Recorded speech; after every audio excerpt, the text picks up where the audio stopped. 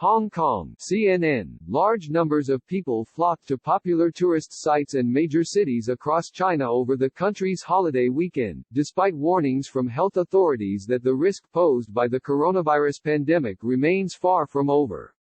Images from the Huangshen Mountain Park in Anhui Province on Saturday, April 4 showed thousands of people crammed together, many wearing face masks, eager to experience the great outdoors after months of travel restrictions and strict lockdown measures.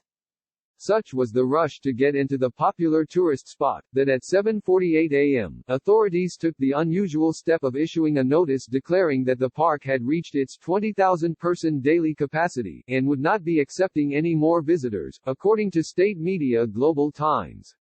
Meanwhile in Shanghai, the famous Bund waterfront was once again packed with shoppers and tourists, after weeks of being near deserted. Many of the city's restaurants that were shuttered only days ago also appeared to be doing a brisk trade, with several requiring reservations to enter. Visitors pack Anhui Province's Huangshen Mountain Park on April 4, exceeding the visitor limit of 20,000.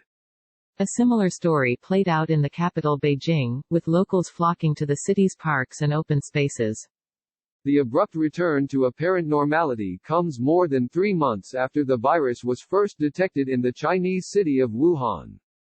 The outbreak, which has since spread around the world infecting more than 1 million people, saw much of China brought to a near standstill in an effort to contain transmissions.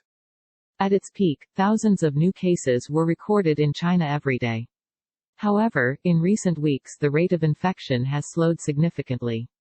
On Monday, China reported just 39 new cases, all but one of which were imported. To date, China has recorded 82,641 cases and 3,335 deaths. But while the government is slowly relaxing restrictions, Chinese health experts have urged the public to continue to practice caution.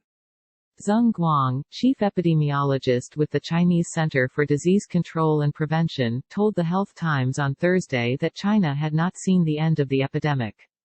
China is not near the end, but has entered a new stage.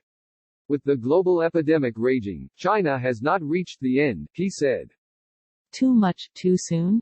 With the number of new infections in China reportedly falling, the government has tentatively begun efforts to restart the country's manufacturing and service industries. The collapse in activity has affected every sector of the country's economy, leading to concerns of long-term damage. In recent weeks, however, there have been signs that the government has been wary of opening up too quickly and sparking a second wave of infections in the country. Plans to reopen movie cinemas were cancelled in late March, less than 2 weeks after they had been told to restart, according to state media. While numerous tourist attractions in Shanghai were open for just 10 days before they were shut again on March 31. Just watched how Chinese businesses are adjusting to coronavirus outbreak. Replay more videos. Must watch how Chinese businesses are adjusting to coronavirus outbreak. 125. After pictures of the crowds at Huangshen emerged on social media, the People's Daily, the official newspaper of the ruling Communist Party, issued a stern reprimand on social media warning tourists, do not gather. In a commentary published on the newspaper's website, one opinion writer said while it was understandable people would want to get out after being shut up in quarantine, now was not the time to stop being vigilant. If there are asymptomatic carriers present during large-scale gatherings, the consequences would be severe, the article said. According to the paper, Huangshen has since announced it will stop receiving tourists. Crowds gather in Beijing to celebrate the Qingming Festival on April 6, after weeks of coronavirus fears.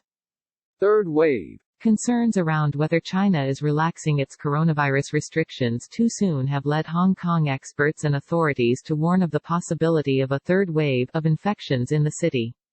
Speaking to local journalists Sunday, Hong Kong epidemiologist Yuan Kwok-yung said that there could be a new wave of cases in mainland China, off the back of imported infections from Europe and the U.S. So in Hong Kong, we might have a third wave of cases coming from the mainland after a second wave. The epidemic is still serious in the society. At this stage, it is still not optimistic. What worries me the most is inadequate testing on patients with mild symptoms, which prevents us from cutting off the chain of transmission, he said.